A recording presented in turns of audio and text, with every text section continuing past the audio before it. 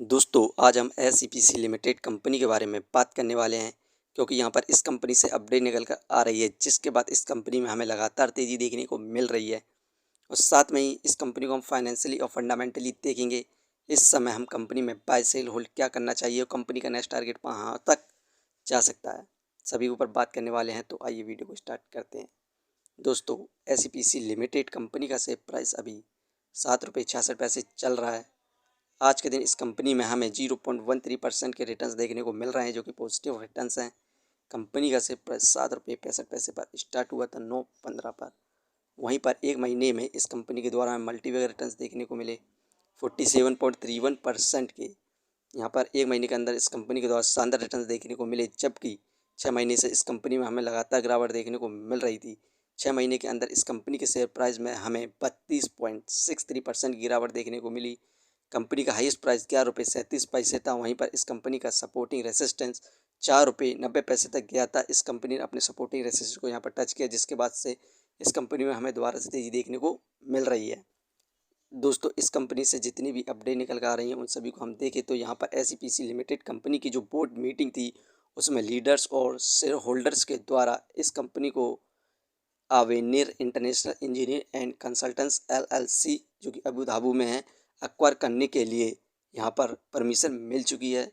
और इसी के साथ ही यहाँ पर SEPC entry into the global oil gas engineer procurement consultant EPC and consulting ecosystem. अब ये कंपनी अपने बिजनेस को यहाँ पर एसईपीसी मतलब कि ग्लोबल ऑयल एंड गैस में भी एंटर कर रही है, अपने बिजनेस को यहाँ पर ग्रोथ में ला रही है। तो हमें फ्यूचर में ज़बरदस्त तेज़ी देखने को मिलने की संभावना है। इस कंपनी के हम शेयर होल्डिंग पैटर्न की बात करें तो दिसंबर में प्रमोटर्स की होल्डिंग इस कंपनी के अंदर 26.53% थी और म्यूचुअल फंड की इन्वेस्टिंग 0 थी, फिल की इन्वेस्टिंग 0.60% थी। वहीं पर जनवरी में प्रमोटर्स होल्डिंग यहाँ पर इंक्रीज़ हुई है, 27.15% हो चुकी है। ज़बरदस्त इन्वेस्टमेंट देखने को मिली हमें प्रमोटर्स के द्वारा दिसंबर से जनवरी के बीच। यही कारण है कि कंपनी में हमें लगातार तेज़ी देखने को मिल रही है। दोस्तों इसे हम फाइनेंशियली देखें तो दिसंबर में 4 करोड़ प्रॉफिट गेन किया, मार्च में इंक्रीज़ हुआ 10 करोड़ हुआ, जून में प्रॉफिट इंक्रीज़ हुआ 17 करोड़ हुआ, लेकिन सितंबर में प्रॉफिट कम हुआ था 8 करोड़ हुआ था। उसके बाद दिसंबर में इस कंपनी ने अपने प्रॉफिट को इंक्रीज़ किया है 15 करोड़ हुआ। अब कुछ दिनों बाद इस कंपनी का नेक्स्ट क्वार्टर का रिजल्ट आने वाला है। उसमें यदि कंपनी अपने प्रॉफिट को इंक्रीज़ करती है तो कंपनी का शेयर प्राइस आने वाले क्वाड्रेंट तक ₹11 को क्रॉस करने की संभावना है। और यहाँ पर इस कंपनी के अंदर जो प्रोमोटर्स थे उन्होंने अपनी होल्डिंग को इंक्रीज़ किया है।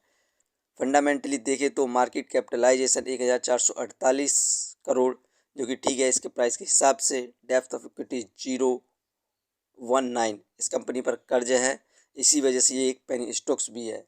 रिटर्न ऑफ इक्विटी 2.77, इस कंपनी का जो रिटर्न ऑफ इक्विटी है फिलहाल कम है, क्योंकि इस कंपनी में हमें 6 महीने से गिरावट देखने को मिल रही थी। अर्निंग पर शेयर 0.26, ठीक है, डिविडेंड दे नहीं रही है। बुक वैल्यू 9.69, ये शेयर इस समय बुक वैल्यू से बहुत ज़्यादा सस्ते दाम पर मिल रहा है। Face value 10। दोस्तों ये कंपनी फाइनेंशियली और फंडामेंटली ठीक है, तो आप इस कंपनी को लॉन्ग टर्म के लिए कंसीडर कर सकते हैं। और इस कंपनी के अंदर जो प्रोमोटर्स हैं उन्होंने भी अपनी होल्डिंग को इंक्रीज़ किया है, तो लॉन्ग टर्म में इस कंपनी के द्वारा हमें शानदार रिटर्न देखने को मिलने की संभावना है। फ्रेंड्स ये वीडियो सिर्फ एजुकेशन पर्पज़ के लिए थी। यदि आप किसी भी कंपनी या स्टॉक्स पर इन्वेस्ट करते हैं तो एक बार अपने फाइनेंसर्स और एक्सपर्ट की सलाह जरूर लें। कभी भी लोन लेके इन्वेस्टमेंट ना करें, वरना आप भारी मुसीबत में पड़ सकते हैं। यदि कंपनी के बारे में जानकारी सही लगी हो तो अपने चैनल को सब्सक्राइब करें, जिसका नाम है स्टॉक एनालिसिस। धन्यवाद।